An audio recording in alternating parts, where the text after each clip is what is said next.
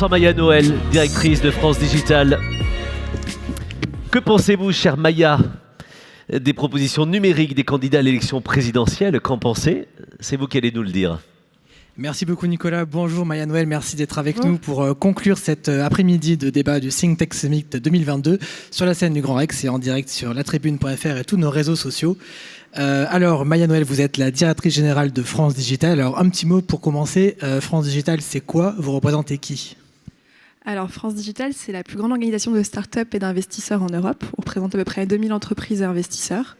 Et donc notre rôle, c'est à travers ce réseau qui existe depuis 10 ans aujourd'hui, de fédérer l'écosystème pour pouvoir porter la voix, c'est-à-dire porter les messages auprès des décideurs publics notamment pour faire avancer tout le réglementaire, faire en sorte que le contexte des lois soit positif pour les startups et puis aussi les accompagner grâce à ce réseau sur le volet opérationnel, donc les aider à mieux recruter, à mieux se financer et à trouver des clients.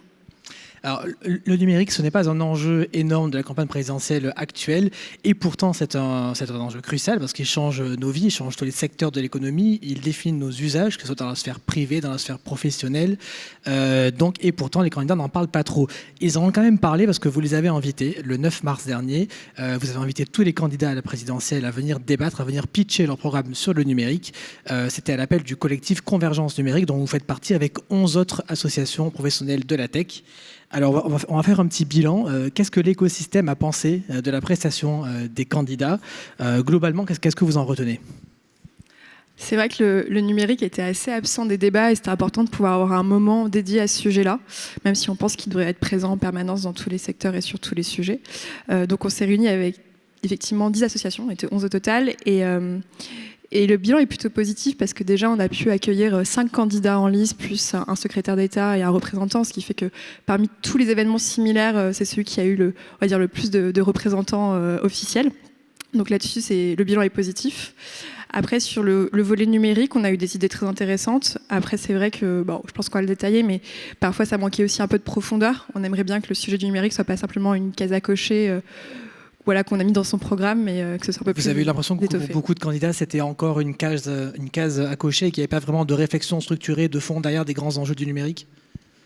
Alors si déjà on se compare aux dernières élections présidentielles, on a quand même progressé, puisque en candidat officiel, on a simplement eu Emmanuel Macron, et pour qui le numérique était vraiment un sujet différenciant. Là, l'avantage, c'est que le numérique est dans tous les programmes, donc c'est une première avancée. Nous, notre objectif, ce serait de même plus avoir à faire ce genre d'événement et que le numérique soit un sujet de discussion permanent.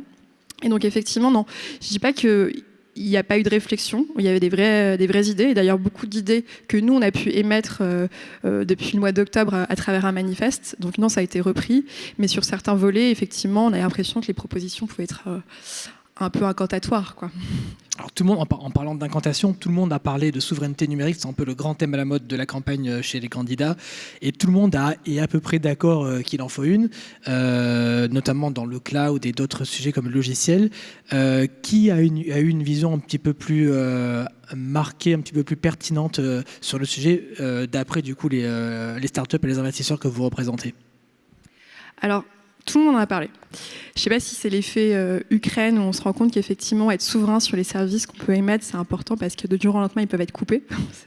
Non, tout le monde en a parlé. Ce qu'on a vu, c'est qu'il y a eu des propositions qui ont été faites, mais avec assez peu de vision, notamment là sur le volet souveraineté, il y a un texte qui a été voté au Parlement européen la semaine dernière, le Digital Market Act, qui va normalement beaucoup impacter l'activité des GAFAM en Europe. Personne n'en a parlé. Donc on peut se dire que la clé est quand même au niveau de l'Europe et qu'il y a beaucoup de choses qui sont déjà en train d'être faites, qui sont déjà réfléchies de la part notamment de spécialistes, mais personne s'empare du travail déjà fait.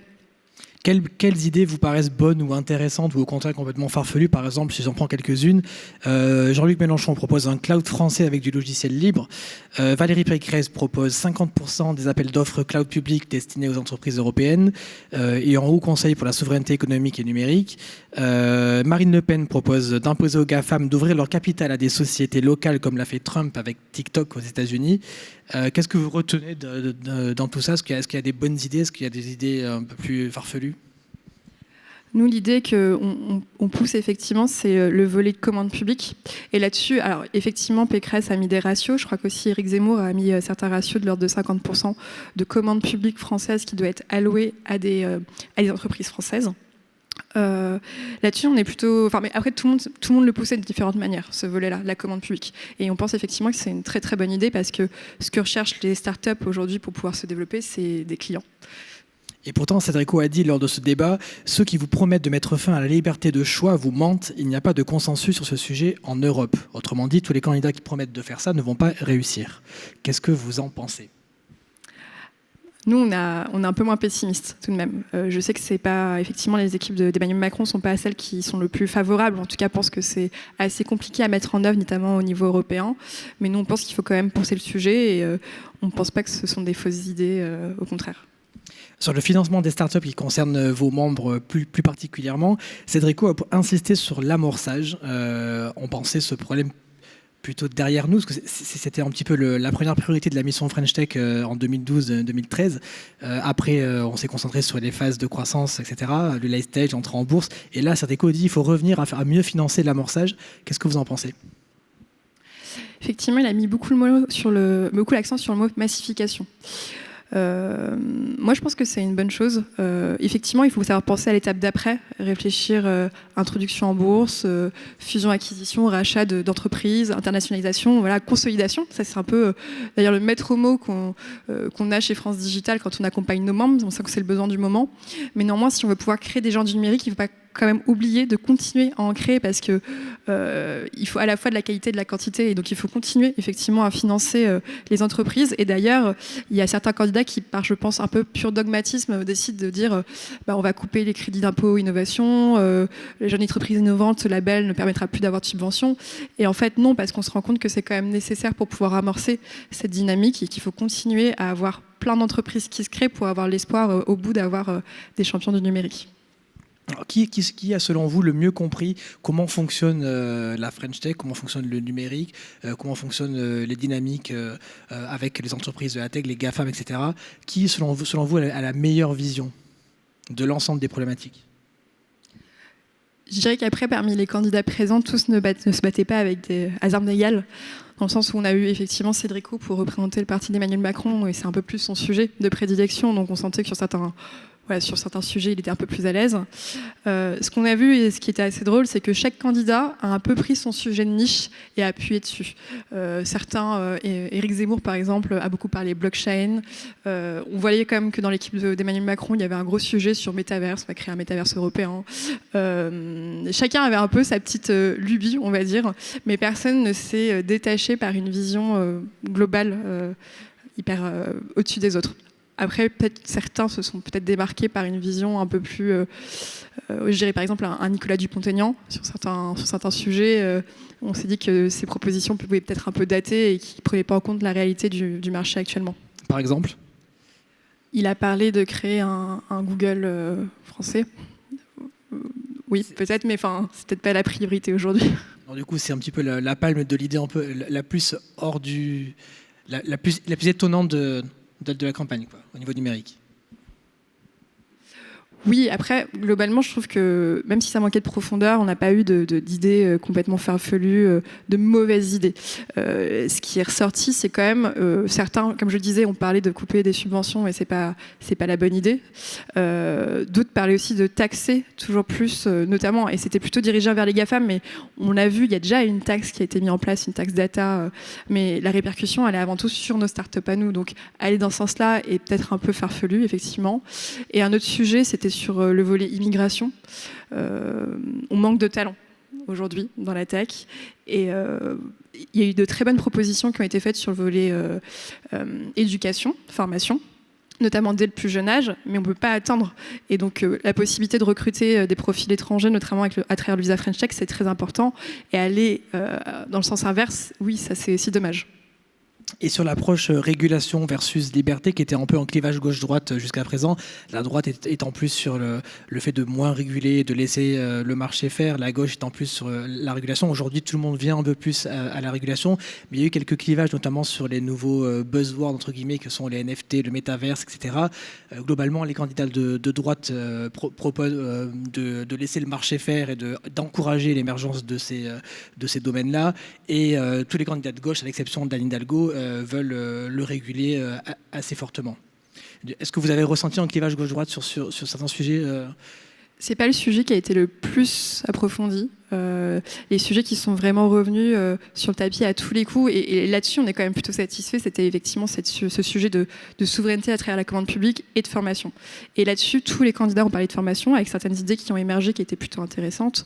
On avait, par exemple, dans les équipes d'Emmanuel Macron, la proposition de prendre le code comme une langue, comme une LV2 en cinquième, une Valérie Pécresse qui proposait d'avoir un plan un peu pour repérer les bons profils qui devraient travailler dans le numérique assez jeunes pour pouvoir avoir une formation dédiée.